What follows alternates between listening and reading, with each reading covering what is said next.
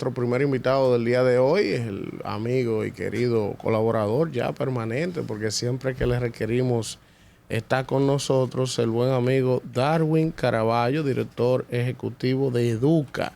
Siempre es importante mantenernos atentos de lo que está pasando con la educación en República Dominicana. Gracias, Darwin, por estar con nosotros en este panorama de la mañana. Gracias a ustedes y un saludo para toda la teleaudiencia. Darwin, el tema de la educación en República Dominicana es el tema de nunca acabar. Es un tema por la importancia que lógicamente reviste de principalía, pero además de eso, porque es el tema que mayores fondos y recursos del presupuesto pues se le asigna por la importancia que tiene para el desarrollo del país. Sin embargo, ha habido problemas en estos casi 13 años, ¿verdad?, que se está entregando el 4% del presupuesto. ¿Cuál entiendes tú que ha sido el principal escollo, el principal problema? ¿Por qué si se está gastando tanto dinero en educación, eso no repercute en la mejora y en la calidad del sistema? Comienzas con una pregunta sencilla, ¿verdad? Claro. Mira, como todo problema complejo, las soluciones o las explicaciones no son sencillas y no corresponden a un único factor. Hay múltiples razones al respecto. Mirando hacia atrás, lo que podemos observar es que la educación dominicana sí ha dado un salto hacia la calidad, pero sobre todo en los factores o dimensiones estructurales de la cuestión educativa. ¿Qué quiero decir con esto? Hay más y mejores infraestructuras escolares, más y mejores recursos, hay más formación docente, hay un crecimiento sostenido y sistemático del salario real del educador, hay inversiones en tecnología, hay una incorporación de saberes y transformaciones curriculares. Sin embargo, todo esto, que es una mejora real y material que se puede observar, no ha repercutido en una mejora evidente en los aprendizajes de los estudiantes, que permanecen en niveles más o menos similares como en el pasado. Esto ha hecho que el nivel de eficiencia, por tanto, haya bajado, porque si tú agregas más recursos y obtienes los mismos resultados, te conviertes en una gestión más ineficiente. Hay múltiples razones al respecto y básicamente las respuestas no están a la vista. Los especialistas nos han dicho ya desde hace un buen tiempo, porque esto nosotros cuando se cumplió o próximo a cumplirse una década, nos interpelamos también como institución. ¿Qué hacer para justamente poder mostrar y demostrar que se pueden lograr resultados distintos? Y para eso hay que hacer las cosas diferentes dentro de la propia escuela. Y así nos abocamos a desarrollar un proyecto de manera silenciosa, junto con el Ministerio de Educación y con apoyo de la Presidencia de la República, para innovar en un modelo de gestión pedagógica que acabamos de presentar este pasado fin de semana en el Congreso Internacional de Educación Aprendo. Un proyecto que le hemos dado en llamar Centros Educativos de Innovación, en el cual con los mismos recursos docentes, económicos, de infraestructura, tecnológicos, mismos estudiantes, mismas familias, logramos revertir la tendencia y superar el nivel de logro de los estudiantes, duplicando el punto de partida, tanto en lengua como en matemática. Y en los mejores 10 centros, la experiencia tuvo un alcance de 155 centros de todo el país seleccionados aleatoriamente. En los 10 mejores, el factor de logro superó en lengua 8.7 veces el punto de partida y en matemáticas 7.8 veces. Allí hay una génesis del cambio, ahí hay una forma distinta de hacer las cosas en las escuelas, ahí hay la recuperación de la figura del director como líder académico, pedagógico y comunitario, allí hay un acercamiento al docente para mejorar sus habilidades de planificación, implementación o uso del tiempo en el aula y evaluar a sus estudiantes. Ahí aparece la figura de un mentor, de un docente especializado, profesional, que le da un seguimiento permanente a la escuela y acompaña al docente, lo ayuda, se convierte en el hermano mayor que lo guía por su experiencia, por su trayectoria. Son profesionales que estaban dentro de la propia estructura del ministerio sin funciones de relevancia asignadas, lo recuperamos para este proyecto. y ellos entonces orientan, guían para que la escuela todo lo que haga lo oriente a la mejora del aprendizaje del estudiante. Darwin, la semana pasada se destapó un escándalo en una escuela en San Pedro de Macorís, en un batey, que nos consternó y también nos llama a preocupación como sociedad. Y yo viendo datos, solo en el año escolar 2023-2024, el Ministerio de Educación reportó 32 profesores con conductas similares que fueron suspendidos o desvinculados por casos como este. ¿Qué entienden ustedes como Educa, que son curiosos con el tema de la educación, que siempre están haciendo propuestas? ¿Qué se puede hacer para evitar este tipo de casos que va a pasar? Y los datos están ahí. Entonces, ¿qué podemos hacer de manera preventiva? Porque yo veía hace 2 días que el Ministerio de Educación dice que puso mujeres solo en ese centro educativo. Eso no resuelve el problema, porque tú vas a sacar todos los profesores masculinos de los centros educativos. No, o sea, esa no es la solución. Entonces, no sé si ustedes han estudiado esa problemática, si tienen alguna solución, porque como padre uno se siente preocupado. Por supuesto. Primero, siempre hay que poner la salvedad antes de opinar sobre este tema, de decir que toda persona es inocente hasta que se demuestre lo contrario en un Estado de Derecho. Y últimamente nuestra sociedad, producto de las redes sociales y demás, juzga muy precipitadamente. Pero si estos hechos se confirman, obviamente hay que condenarlos con todo el peso de la ley, y esas personas que nada tienen que ver con la educación deben ser expulsadas del sistema educativo y sometidas a la justicia. ¿Qué quiero decir con esto? Que lo positivo de toda esta tragedia, si se confirma, es que el sistema actúa y genera anticuerpos. Es decir, puede detectar este tipo de nocivo que viene a contaminar el cuerpo docente y los expulsa rápidamente. Este es el caso que tú mencionas, pero también hace algunos días más se anunció que el Ministerio de Educación había detectado más de 600 docentes que estaban, muchos de ellos, por ejemplo, viviendo en el exterior y cobrando el salario docente, poniendo a alguien allí como maestro sustituto. Incluso se llega a detectar gente que bajo la figura del educador se dedicaba al tráfico de estupefacientes ilegales. Claramente esto es una situación crítica y, como a mí me gusta decir, hay figuras que son infiltrados dentro del sistema de educación. Y lo que hay que hacer cuando un virus contamina un cuerpo es rápidamente detectarlo y erradicarlo. Eso es pero de manera muy parecido. preventiva. Ahora, de manera preventiva, obviamente tienen que mejorar los canales de reclutamiento de un docente. Un docente no solamente tiene que saber sobre la materia o ser un profesional del área, sino que tiene que pasar rigurosas pruebas de conducta y de test psicológicos para saber si efectivamente está capacitado en términos de moral, de valores, de hacerse cargo de un grupo de niños. Pero quiero también llamar la atención porque, otra vez, que esto ocurra no quiere decir que pase en la totalidad del sistema. Y cuando tú tienes un universo de 135.000 maestros en el Ministerio de Educación, más los 100.000 funcionarios administrativos, estás hablando de un universo de 235.000 personas. Yo siempre pongo el ejemplo de que si el ministro de Educación de turno quiere hacer una reunión con todos sus funcionarios, tiene que contratar 4.5 veces el Yankee Stadium para convocarlos a todos. Y si los quiere poner a todos en una fila recta, el primero lo ponemos en Punta Cana y el último llega a Jimaní. Son 270 kilómetros de personas tomadas de la mano. Es decir, es un universo extremadamente complejo y siempre vamos a encontrar, desgraciadamente, condiciones humanas que se repercuten en la sociedad y que no ocurren necesariamente en la escuela. La escuela es un reflejo de lo que pasa en la sociedad. Así que importante que la familia esté activa y atenta a lo que pasa en el centro educativo. La familia no puede permanecer ajena a la realidad del centro escolar, como primer supervisor también y garante de los derechos de los niños. Darwin. Entonces, dame un segundito para finalizar esto.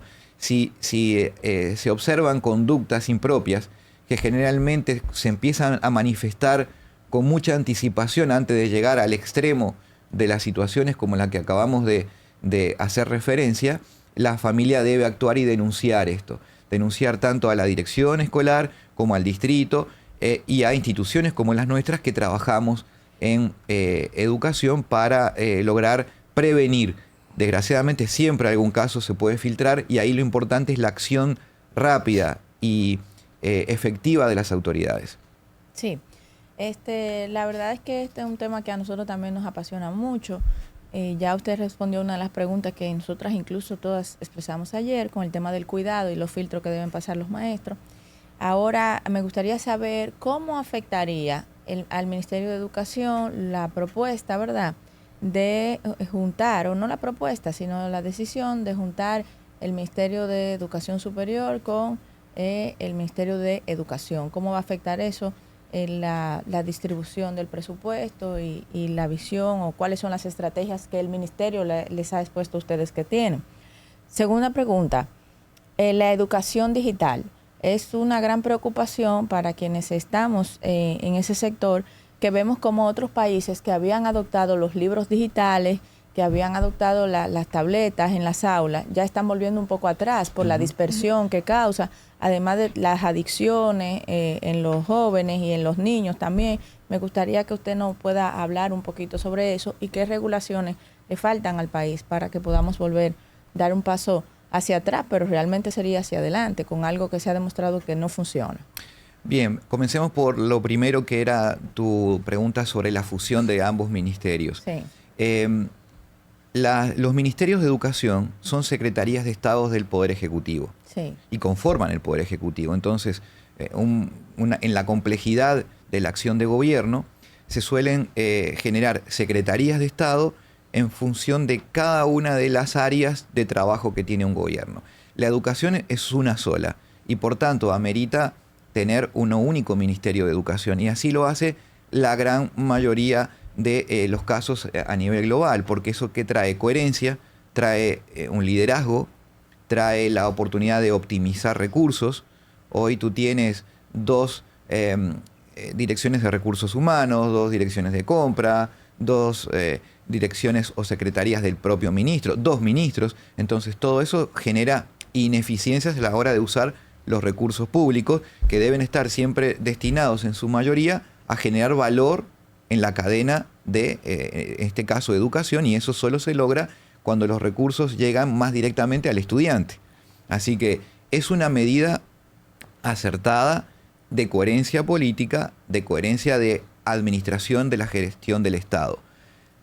No obstante, dicho eso, porque esto es una conclusión teórica y con base también en la evidencia empírica, la realidad es que en la República Dominicana hay dos ministerios desde hace mucho tiempo, ¿sí? Y más allá que el Ministerio de Educación es de larga data y el Ministerio de Educación Superior, Ciencia y Tecnología se consolida con la Ley 139 del año 2001, bueno, había una tradición ya de manejar estas dos realidades de manera separada, que entendemos nosotros que el riesgo está en cómo se diseñe la estrategia de migración de la situación actual a ese único ministerio.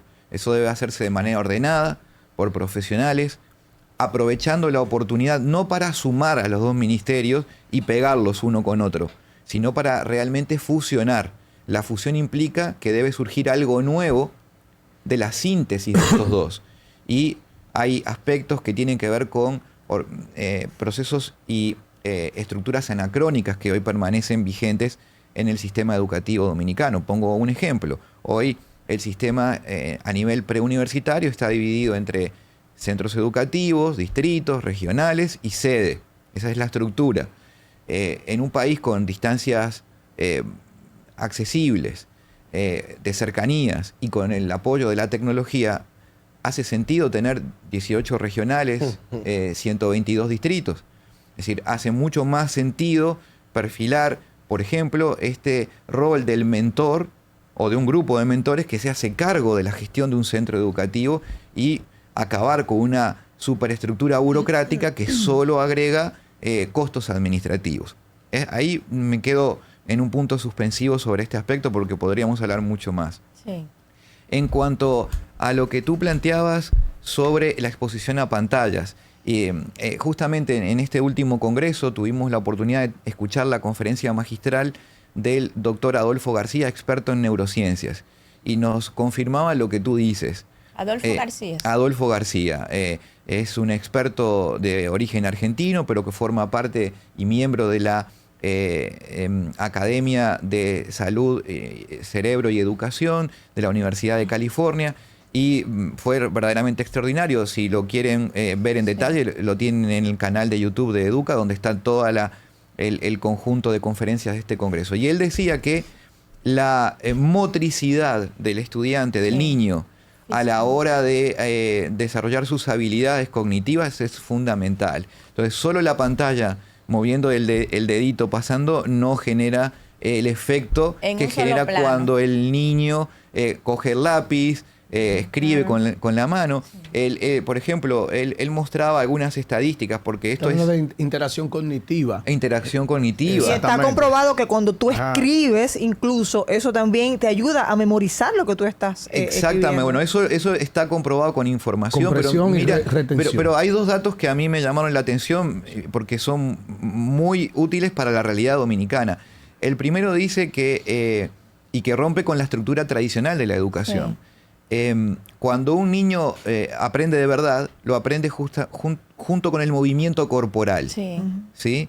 Cuando y él mostraba, por ejemplo, piensen en el verbo bailar, ¿verdad? Sí. ¿Piensan en el verbo bailar? Bueno, cuando tú estás bailando se activa la misma región del cerebro que cuando piensas en ese verbo. Exacto. Entonces, si el niño experimenta el concepto que está aprendiendo con el movimiento de su cuerpo, se fija más el conocimiento de manera permanente. Sí. Segundo tema, ¿por qué digo esto? Porque en las escuelas generalmente, y muchos de nosotros aprendimos así, sobre todo los más viejos de la mesa, cuando nos decían en el aula, permanezcan quietos, no se muevan. No, claro. Ese niño se movió, siéntese. Sí. Eso no está en línea con lo que el cerebro requiere para aprender. Lo segundo, que también es algo que lo hemos escuchado muchas veces, y le pido a la teleaudiencia que también piense en eso. ¿Cuántas veces vimos a un niño pequeño de 4 o 5 años hacer gestos con la cara, con la boca, con la lengua? ¿Y qué dicen los adultos? No hagas eso, no hagas esas morisquetas, eso no está bien. Bueno, eso es un predictor de la capacidad lingüística del niño. Así es. Entonces, cuanto más capacidad de gesticular tenga el niño, mayor riqueza va a desarrollar en su lenguaje. Entonces, si nosotros lo inhibimos, estamos limitando la capacidad del lenguaje. Entonces, ¿qué quiero decir con esto? Que hay muchos elementos de la neurociencia que son contraintuitivos y son contrarios a las prácticas tradicionales. Por eso es tan importante que este conocimiento esté en el aula y que el maestro sepa lo que hoy vamos sabiendo del cerebro para facilitar el proceso de aprendizaje. Nilda. Mira, a propósito de eso, excelente. Qué bueno que se está implementando, que aunque no se ha dado mucho a conocer, eso que ustedes han hecho en esas escuelas que se escogieron de manera aleatoria, pero hay parámetros, como por ejemplo, que fija el sistema educativo finlandés, que es uno de los mejores del mundo, que están ahí claros, y no lo hemos implementado en nuestro país. Seguimos todavía con el tema de que el niño que se quemó en un examen, como decimos, en otros países se dice que se cuelga, pues ya es bruto, no aprendió. Entonces también aquí estamos teniendo el tema de que todos los años el grito al cielo es usted cambiar los libros. Todo el mundo cambia los libros, ya el hermanito ya no puede estudiar con el libro que tenía el hermano porque le cambiaron un punto, le pusieron una nueva portada. Y sumado a eso también tenemos el descalabro de muchos profesores que van a cobrar su dinero y no están enfocados en eso mismo, en ser mentores, en ser profesores, en el compromiso de guiar a esos estudiantes. ¿Están también ustedes enfocados en que ese cambio sea integral? ¿Qué ustedes opinan del tema de los cambios de libros anualmente, que es una carga importantísima para los padres? Y también el tema de esos exámenes, ¿seguirán siendo lo que mida el estudiante bueno versus el malo? Bueno, muy importante lo que dices. Cierto que ejemplos como lo de Finlandia siempre han inspirado las transformaciones educativas. Pero Finlandia está muy lejos, es un clima totalmente distinto. Somos la una sociedad isla, finlandesa es muy diferente.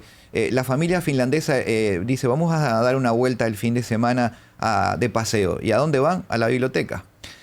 No van, no van a la 42. No van a la playa, ni van a la 42, ni salen al malecón. Pues ya, cerremos esto. El clima afecta. Entonces, por eso nosotros queríamos desarrollar un efecto demostrativo local para demostrar que en República Dominicana se puede tener un ejemplo dominicano de hacer las cosas mejor, obtener mejores resultados con los mismos recursos, con los mismos libros, los mismos maestros, con la misma realidad.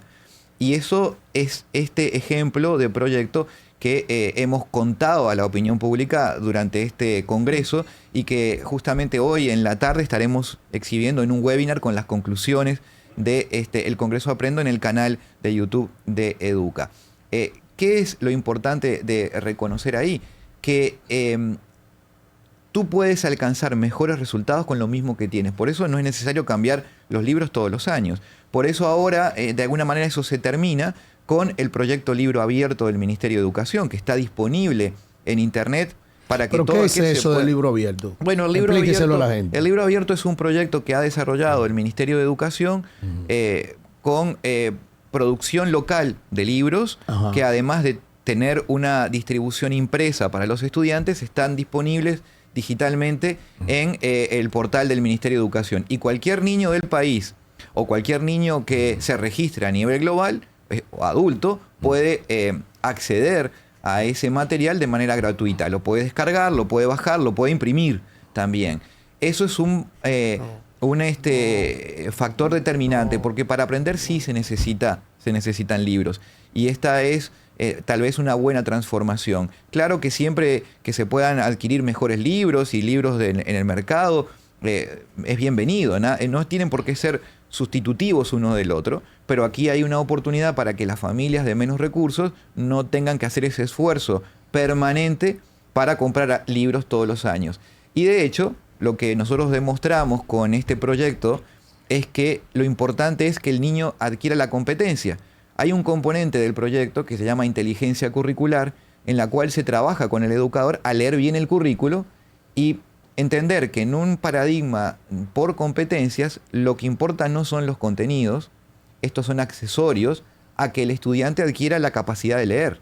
Entonces, para leer un texto que permita crear, comprender. Leer con fluidez y comprender lo que lee. Ese es el propósito de un proyecto como este y no tanto de saber y memorizar un contenido rígido y fijo. Alfredo. Darwin, Acción por la Educación Empresarial.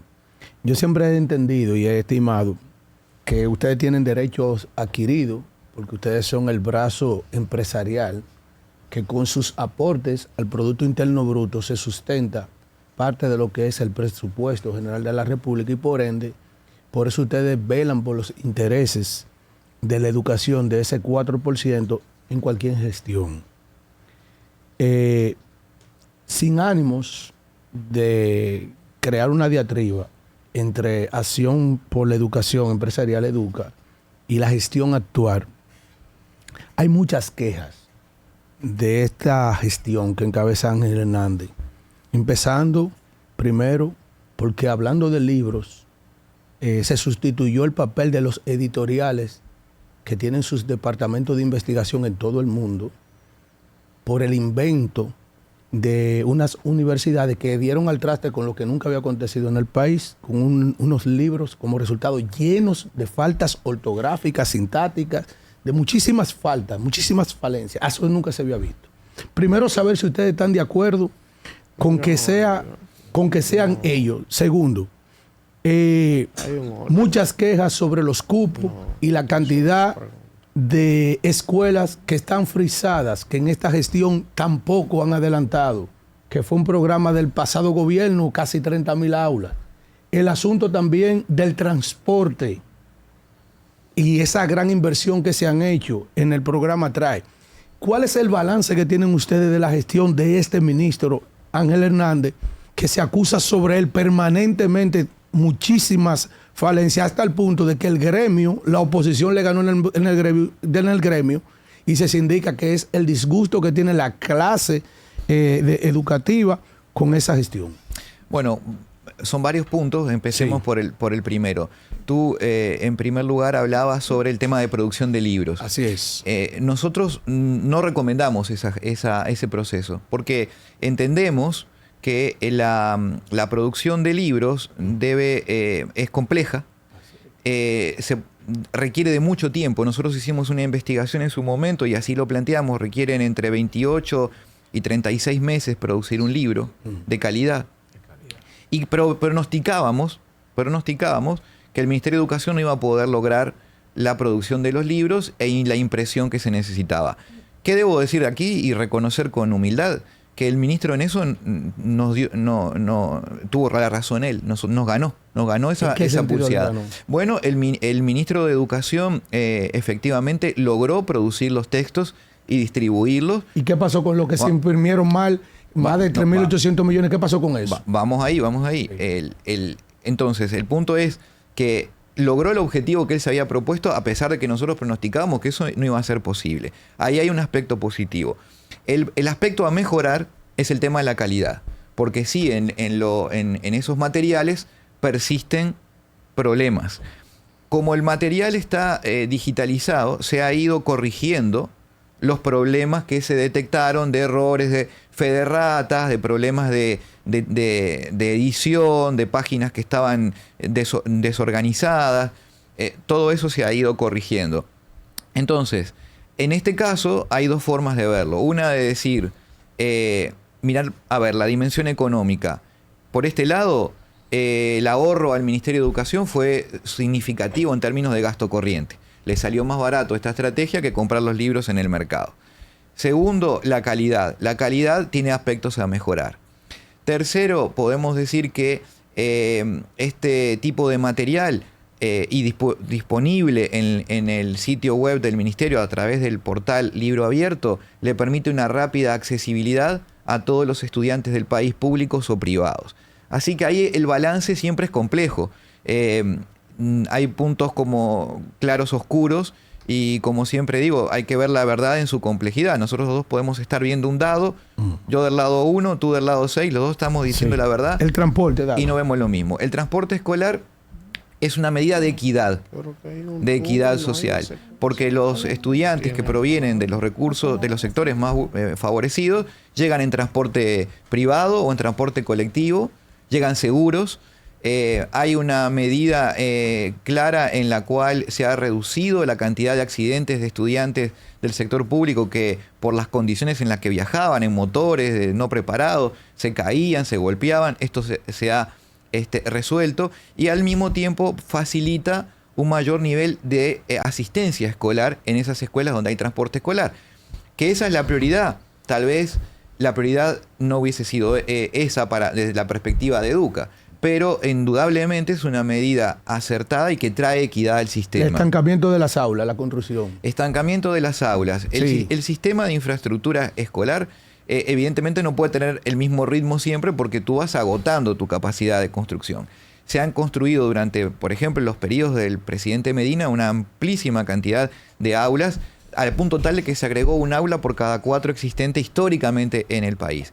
Hoy hay una ratio de docentes por estudiante a nivel promedio aceptable, 17 estudiantes por docente. Pero ¿por qué hay aulas de 40 o 45 niños? La población dominicana se mueve allí hacia donde el trabajo prospera. Y por eso hoy tú tienes en la zona del este las escuelas que explotan de niños.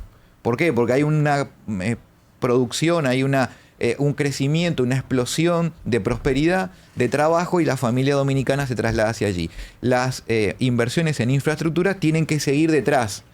Y como hay procesos lentos de identificación de predios, luego de licitaciones, no necesariamente eso se acompaña de manera directa. Ante esa situación, es muy interesante la opción que abrió el Ministerio de Educación, de esta posibilidad de que los estudiantes que no tienen cupo en el sector público puedan ir a centros educativos privados que sí lo tienen, pagados por el Estado, obviamente al costo que le cuesta al Estado.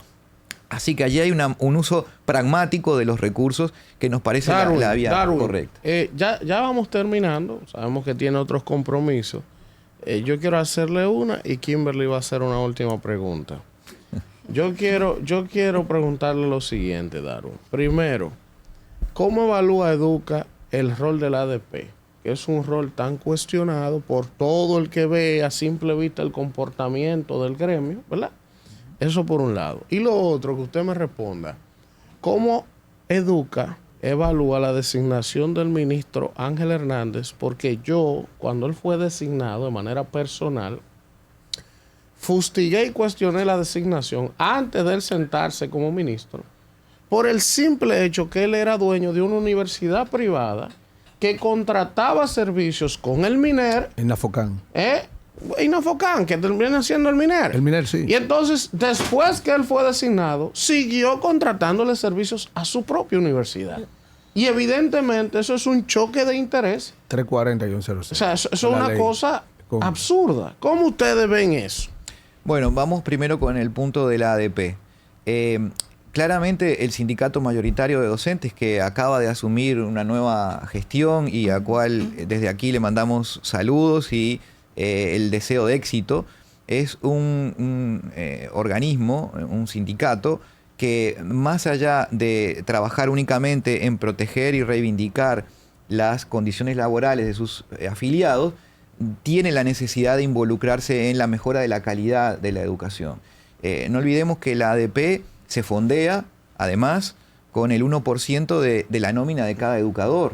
Cada educador, cuando es contratado por el Ministerio de Educación, aparece allí en su nómina la retención del 1% que va dirigido a la ADP. La ADP recibe por esto aproximadamente unos 20 millones de dólares al año. Sabroso. Y estos recursos, eso, Dios mío. estos recursos debieran ser abocados y abocados también, volcados en el sistema para la mejora de la calidad. Nos parece que allí hay una oportunidad de que el sindicato se convierta en un actor con mayor niveles de legitimidad a la hora también de hacer sus reivindicaciones y hace aportes significativos, más allá que la crítica o la descalificación. 1.200 millones de pesos maneja la ADP al año. O muchas veces el uso de la información sesgada para justificar una posición que siempre termina siendo interesada.